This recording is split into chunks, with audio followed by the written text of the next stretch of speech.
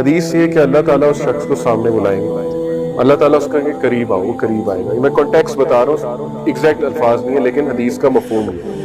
قریب آئے گا, اللہ کہیں گے اور قریب آؤ, قریب آئے گا, یہاں تک کہ وہ اتنا قریب آ جائے گا کہ اللہ تعالیٰ اس کو انگلف کر لیں گے, چھپا لیں گے باقیوں کی نظر سے, اور اللہ تعالیٰ اسے کہیں گے کہ اے میرے بندے, تو ایک گناہ کرتا تھا اور تیرا یہ گناہ مجھے پتا ہے, لیکن جس طرح دنیا میں میں نے تیرا یہ گناہ چھپایا, آج اسی طرح میں سب کے سامنے تیرا یہ گناہ چھپا. اب یہ بہت ہوپفل حدیث, یہ وہ شخص ہے جو بہت سٹرگل کر رہا تھا یہ گناہ کے ساتھ, لیکن ظاہر ہے کہ اس سے ہم نے ڈیفینس میکنزم نہیں بنا. اب اللہ جانتا ہے گناہ کیا ہے, آپ کیسے شیور ہے کہ وہی گناہ ہے جو آپ کا ہے؟ اس کی تو کوئی گارنٹی نہیں نا, ہو سکتا ہے آپ کی تو پکڑ ہو جائے. ایک گناہ جس پہ آپ کا پورا کنٹرول ہے, آپ اس کو کنٹرول کر سکتے ہیں لیکن آپ نہیں کر رہے, تو یہ وہ گناہ نہیں ہے. یہ کچھ ایسے گناہ ہوتے ہیں کہ انسان جو ہے بس بے بس بھی ہو جاتا ہے, لیکن خیر اس کی زیادہ ڈیٹیل میں جانے کی ضرورت نہیں ہے. پوائنٹ ہوپ ہے, ہوپ دینے کے لیے بات سوال اللہ تعالیٰ چھپا لے. ایک اور حدیث کو اس سے ریلیٹ کرتا ہوں. ایک حدیث میں آتا ہے کہ وہ لوگ جو لوگوں کے گناہ اور عیب چھپاتے تھے دنیا میں, اللہ قیامت والے دن ان کے عیب چھپائے گا. تو لوگوں کے عیب چھپانا یہ ایک بہت بڑی بات ہے, لیکن ظاہر ہے کہ کبھی کبھی لوگوں کے عیب ظاہر کرنے پڑتے ہیں, وہ ایک الگ ٹاپک ہے. کہ کوئی مجھ سے کسی کا رشتہ مانگنے آیا تو عیب بتانا پڑے گا بھی کہ یہ اس کی یہ بری عادتیں ہیں, دیکھ لو. اگر اپنی بہن کا رشتہ کرنا ہے تو یہ اس کی بری عادتیں ہیں, وہاں پر آنیسٹی دکھانی پڑے گی. Permissible form of backbiting, 6 forms of backbiting permissible ہوتی ہیں. تو اللہ تعالیٰ اس کو اپنی رحمت میں گھیر کر کہے گا کہ جس طرح دنیا میں میں تیرے گناہ چھپاتا رہا, آج بھی چھپاؤں. اور وہ شخص کتنا خوش قسمت ہوگا, آپ سوچیں, ٹھیک ہے, کہ اللہ اس کے گناہ اس دن بھی چھپا رہا ہے. تو یہ ہوپ فل چیز ہے کہ وہ شخص ٹرائی کر رہا ہے. پوائنٹ از وہ ٹرائی کر رہا تھا, وہ شخص نہیں تھا جو ڈیفینس میکینزم بنا کر بیٹھا تھا اور جان بوجھ کے گناہوں میں جاتا تھا. ہی اور she was trying their level best, especially in this age of فتنہ, آج کے پرفتن دور میں. اور ایک بات یاد رکھیں کہ ایک حدیث میں آتا ہے کہ وہ آنکھ جس کی آنکھ سے اللہ کے ڈر سے ایک آنسو نکل آئے تو اس آنکھ پر جہنم کی آگ حرام ہے. اور یہ بھی آج کے دور میں بہت مشکل چیز. کون ہے وہ جس کے آنکھ میں اللہ کے ڈر سے آنسو نکل آئے آج کے دور میں؟ ایسے نوجوان کی تو بہت کمی ہے آج کے دور میں.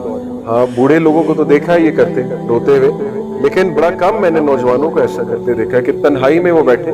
پوری حدیث یہ کہ تنہائی میں بیٹھا, تنہائی میں بیٹھے اس کو اس کے گناہ یاد آئیں اور گناہوں کو یاد کر کے اس کی آنکھوں سے آنسو آئیں. یہ بیسیکلی ایسے جو نوجوان ہیں ان کی آنکھ جہنم پر حرام, یا ایسے جو بزرگ بھی ہیں یا جو بھی ہیں.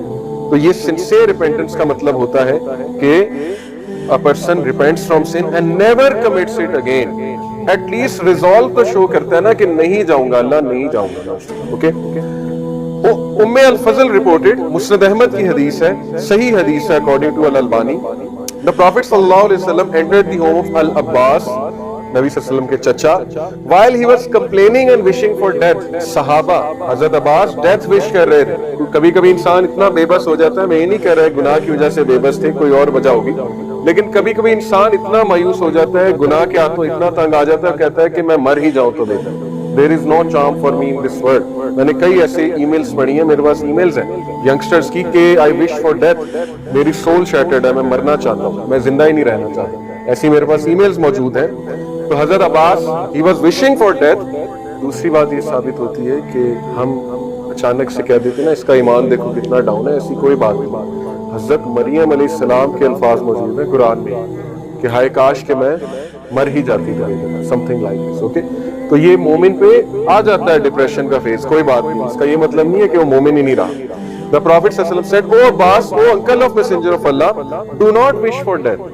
موت کی تمنا نہ کریں. If you are a good doer, your goodness will be added to your goodness and it will be good for you. اگر آپ نیک اعمال کرنے والے ہیں تو نیک اعمال آپ کے انکریز ہوں گے.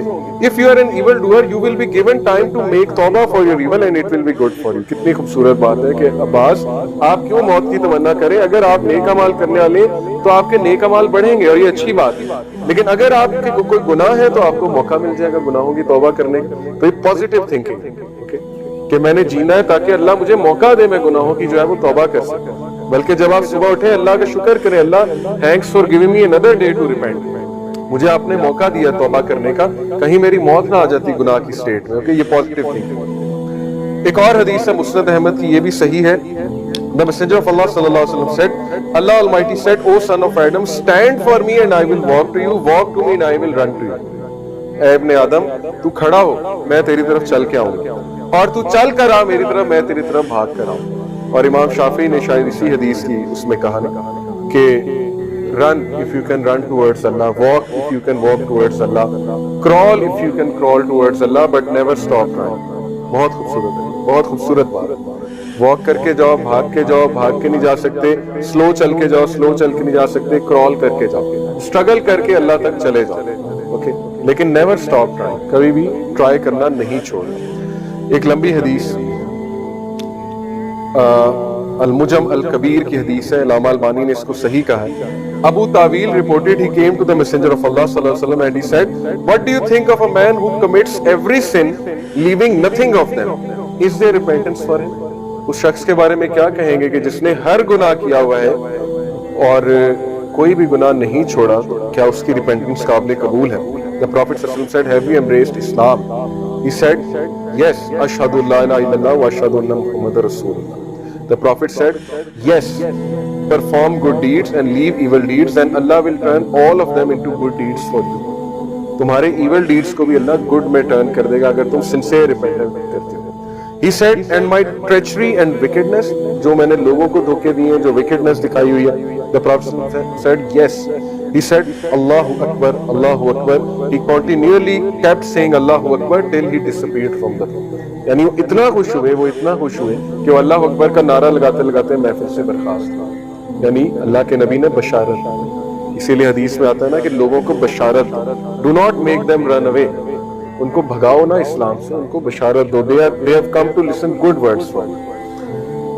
فضیل امام فضیل ابن ایاد بہت بڑے سلف اور one of the greatest names in spirituality, Islamic spirituality, Fudayl ibn Iyad. Fuzail ibn Ayad رحمہ اللہ کا قول ہے، اس کی سورس التوبہ ابن ابی الدنیا 64۔ He said, by the measure of how small a sin seems to you, such is it enormous to you۔ کیا مراد ہے کہ جتنا تم ایک گناہ کو چھوٹا سمجھتے ہو اتنا وہ گناہ اللہ کے نزدیک بڑا ہے۔ And by the measure of how enormous it seems to you, such is it small to him۔ اور جتنا تم ایک گناہ کو بڑا سمجھتے ہو اتنا ہی وہ اللہ کے لیے چھوٹا ہے۔ بہت خوبصورت، بہت ڈیپ۔ وہی بات ہے کہ منافق گناہ کو چھوٹا سمجھتا ہے لیکن اللہ کے نزدیک وہ بہت بڑی بات ہے۔ اور صحیح مسلم کی ایک حدیث ہے کہ کبھی کبھی انسان منہ سے ایسے الفاظ نکالتا ہے جو اس کے لیے بہت چھوٹی سی بات ہے، لیکن اس الفاظ کے بدلے اللہ تعالیٰ اسے جہنم کی گہرائیوں میں پھینک دیتا ہے۔ یعنی کہ اتنا غصہ اور اتنا غضب اللہ کا وہ انکار کر لیتا ہے ان الفاظ کی وجہ سے کہ اللہ تعالیٰ جو ہے وہ ظاہر ہے پھر اس کے ساتھ اس طرح کی ڈیلنگ کرتا ہے۔ تو جتنا آپ گناہ کو گناہ سمجھیں گے اتنے معافی کے چانس ہیں، اور جس دن گناہ روٹین بن گیا تو اس سٹیٹ سے بچیں۔